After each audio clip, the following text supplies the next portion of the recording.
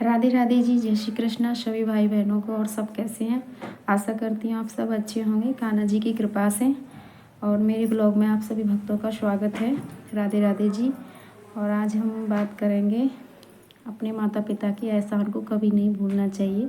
हम बच्चों को अपने माता पिता के एहसान का कर्ज चुकाना चाहिए। जो कर्ज माँ बाप हम पर करते हैं वो कर्ज तो हम कभी शायद उतार ही नहीं सकते इस जन्म में।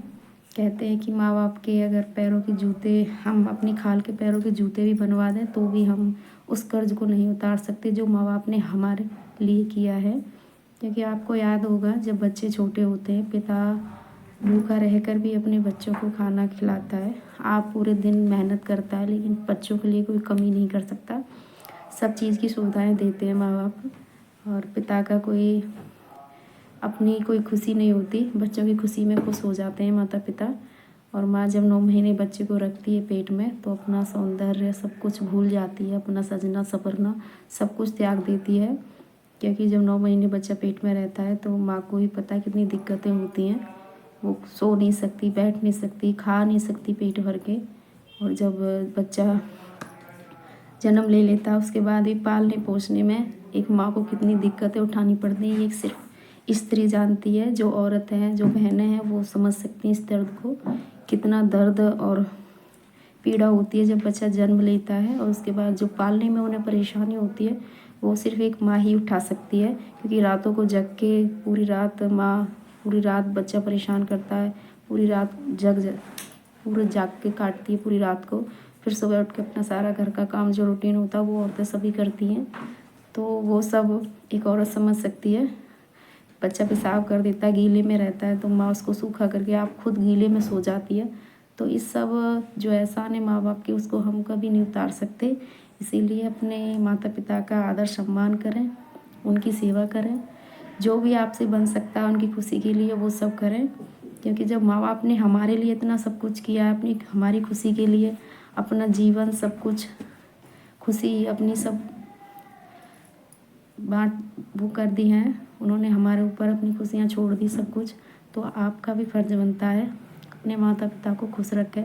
कम से कम इस उम्र में उन्हें इतनी सारी खुशियाँ दें जो उन्होंने उस वक्त नहीं खुशियाँ अपनी सारी आपके ऊपर न्यौछावर कर दी हैं। तो जो भी बहन भाई हैं, मेरी उन सबसे अपील है अपने माता पिता की सेवा करें।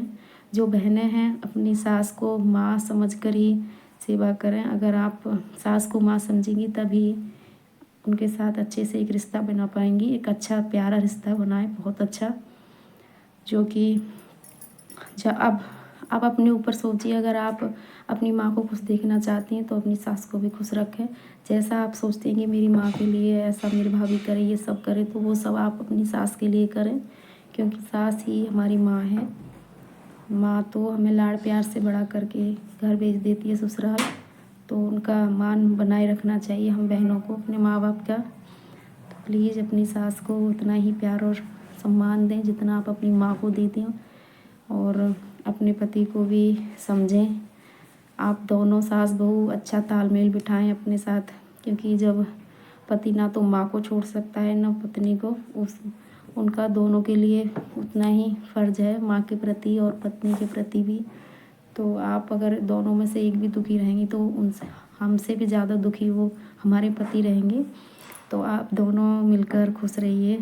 सास और बहू एक ऐसा रिश्ता बनाएं जिससे कि वो भी बहुत खुश रहें कि हमारी पत्नी और सास मम्मी में इतना अच्छा प्यारा सा रिश्ता है। तो जी, मेरा आप सबसे यही कहना है कि अपने सास ससुर के साथ अच्छे से रहें, आदर करें, उनका सम्मान करें। और उनके लिए जो भी आपसे हो सकता है उनकी खुशियों के लिए वो सब करें। उनके साथ थोड़ा टाइम भी बिताएं, अपनी सास के साथ बैठें उठें, उनके साथ थोड़ा सा जो भी वो चाहती है टीवी देखें साथ बैठ के, उन्हें खुश रखें। यही मेरा आप सबसे निवेदन है। और अपने बच्चों को भी ऐसे ही संस्कार डालें। दादा दादी का प्यार उन्हें मिले, दादी दादा को भी अपने बच्चों पोते पोती का प्यार मिले। क्योंकि दादी दादा की जान बसती है अपने पोते पोती में, आप सब जानते हैं। और जब जो बहनें माँ बन चुकी हैं उन्हें पता चल जाता है कि माँ क्या होती है। जैसे हम अपने बच्चों से दूर नहीं रह सकते, ऐसे ही सास अपने बच्चों से दूर नहीं रह सकती हैं, वो भी एक माँ है। तो प्लीज़ राधे राधे जी। अगर ब्लॉग अच्छा लगे तो कमेंट में जय श्री